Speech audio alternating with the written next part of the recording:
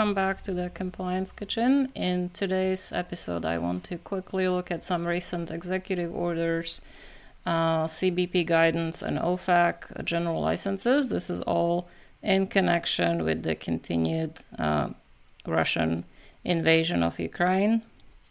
Before we get started, please note that what you hear on Compliance Kitchen is not legal advice and it should not be used as such.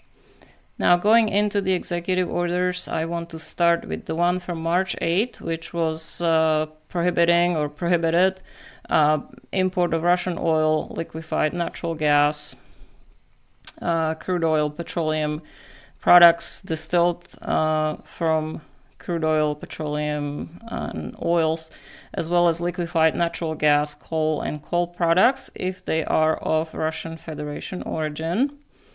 The executive order also prohibited new investment in the energy sector in the Russian Federation by a U.S. person wherever located, and also any approval, financing, or guarantees by a U.S. person of a transaction made by a foreign person, if such transaction would be prohibited if it was performed by a U.S. person.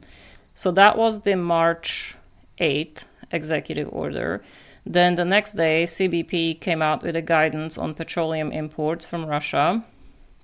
So that was on March 9, explaining that through April 22nd, filers of entries on or admissions to foreign trade zones for shipments of the prohibited products that we just covered will have to provide to CBP prior to unlading POs or contracts or any documentation showing when the order or contract went into effect.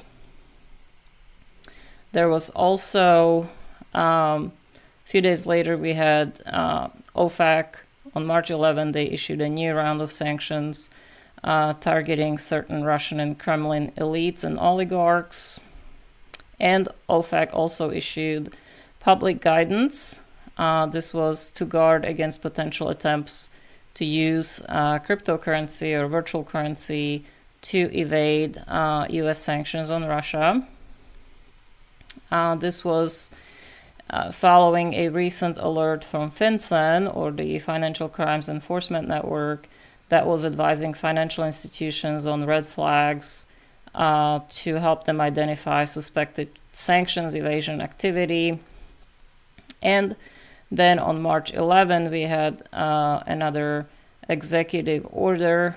This one was prohibiting more imports, but also exports and new investments, again, with respect to the continued Russian aggression against Ukraine.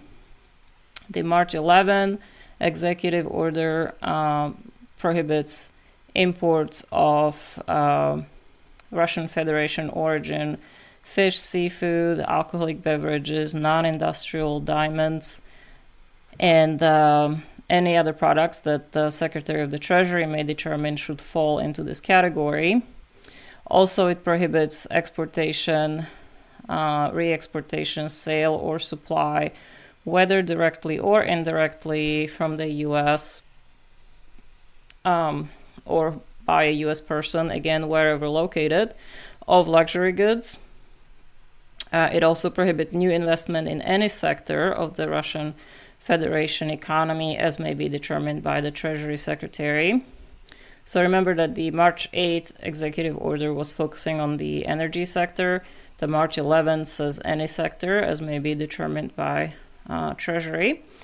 And also exportation or re-exportation of US dollar denominated banknotes to either the Russian government or any person located within Russia.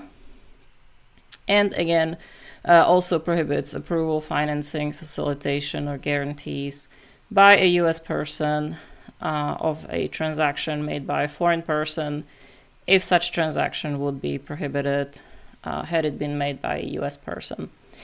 So that was those two executive orders. We also had several general licenses that OFAC issued in relation to Russia.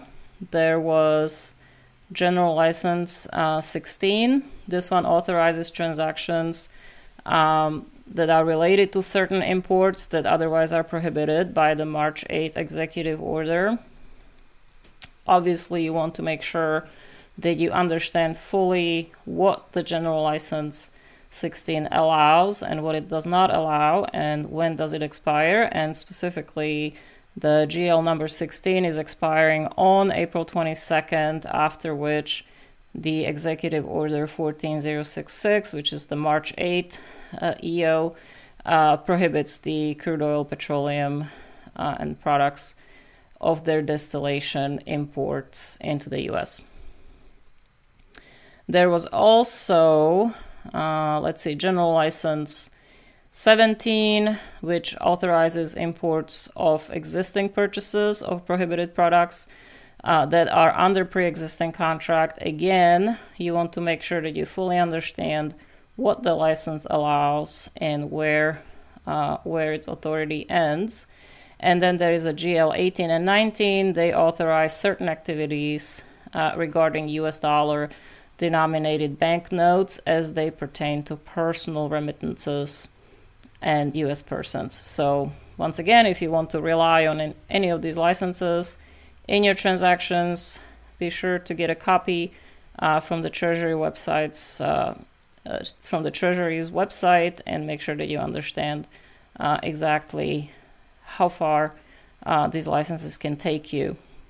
Now, obviously, as usual, as a result of all these actions, the property and interest in property of the sanctioned individuals that may be in the United States or in the possession or control of U.S. persons are blocked and must be timely reported to OFAC. And as usual, also remember the OFAC 50% rule and how that applies to all these restrictions.